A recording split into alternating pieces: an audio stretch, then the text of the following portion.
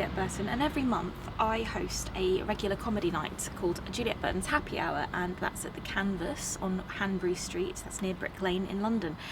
Now, each month we have lots of different guests come on and I chat to them backstage. This month we had the incredible Brydie Kennedy, Bec Hill, Abigoliah Schamaun and the fabulous Stephen Bailey. And I chatted to them backstage at Happy Hour about happiness and mental health. Let's start with Brydie.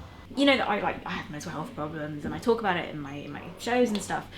You have experience of mental health problems? Yeah, I trained as a dancer when I was younger. I was sort of about the age of 14, got boobs, which in a lot of circles is a good thing, but not if you're a dancer. So that sort of was tied into about the time that I developed very restrictive eating habits. When I was older, I had an abusive relationship, which I've written and talked about now. I developed something which I didn't realize at the time. I thought I was just sad and that the world was just a bit scary, and then I discovered I was diagnosed with PTSD, post-traumatic stress disorder. When I was told that, I almost laughed and I said, the only thing I've heard about PTSD is a lot of Vietnam vets got it. And I was like, which is not really my experience. And again, I was very fortunate in that I think my psychologist was really good for that. We worked through it using CBT, which is cognitive behavioral therapy. I think when I was younger, I thought that going to a shrink just meant just talking all the time, and you do that. But then this was more this became a strategy for coping with everyday life. And once again, it's something that I feel very fortunate to have recovered from, because I think a lot of women in my situation don't. Modern lives, we don't go to war, but we do go to war inside really quite a lot. But I think that's one thing I think that particularly women do, which is to underplay the importance of our own sort of struggles and our own experiences. And so my reaction, which was loads of people have way worse lives, and I actually think overcoming that was the main obstacle to me seeking help. And I'm so glad I did, because I would not be a functional member of society right now if I hadn't. And she's fully functional. I've checked her out. She's definitely functioning. 80%. I'm stealing the lovely Stephen Bailey because he has to head off. He's just done his set and he was just killing it. I've just started dating again and it's my absolute nightmare. Everyone now is doing the online, it's like Grindr, Tinder, whatever, and so people are messaging 12, 13, 14 people, so they don't want to just meet one and sit down with them. They're going to be like, oh well, this person's giving me attention. Yeah, I had to ditch this one, and I fell in love with him straight after Pum Pum, and he was whoops, he was on his Tinder while I was still with him, and I was like, that's very rude. It's like we used to have only 4 TV channels. Yes. Now too many, because you're going to flick between them. It's just commit to BBC One or to ITV. Just commit. Yeah. It's Abigoliah and Schamaun. Like what Michael Jackson says. Schamaun. Now I'm gonna, every time I see you, I'm gonna want to clutch my crotch. Most people do.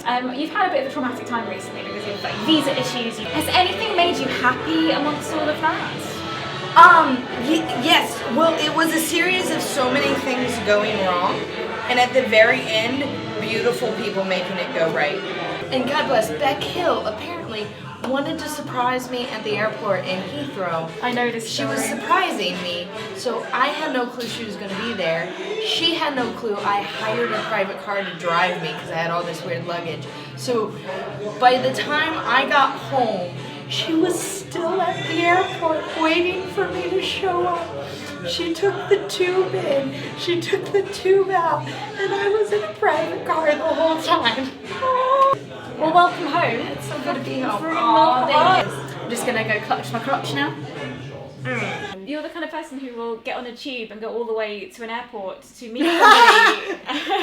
This is lovely Bec Hill. Bec, mental health. You know I've got mental health problems and I've had lots of try to talk about it, to break down barriers. Yeah. We were having a discussion before, but the whole one in 4 people have some form of mental health problem. And I know a lot of people, so that's a lot of my friends and family who are affected by various things. I'm one of those people who likes to try and solve things. So people tell me problems and then, people offload on me and then I'm like, have you tried? And I've started to realise, oh, that's not what you want to hear. You just want me to go, oh man, Can I swear? Absolutely. Oh, that's shit. Like, and I don't swear that often either, but I will, like, if you're having a shit day, I will be there for you to say, that is a shit thing. Like, oh. So, do you have any tips for people about what makes you happy? It's always having a short-term thing to look forward to. Like, I always have to have something that I'm looking forward to. So I was really looking forward to tonight.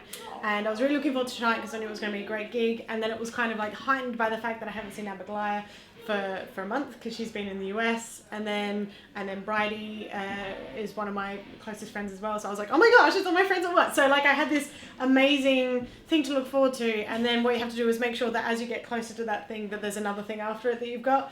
So my next thing is on Thursday, I've got a gig in Darlington. Colin Hicks has said yes, he's going to be there. Hello. Yay! Colin, if you're watching this, see, I told her that he said hello. He was there the day I was proposed to.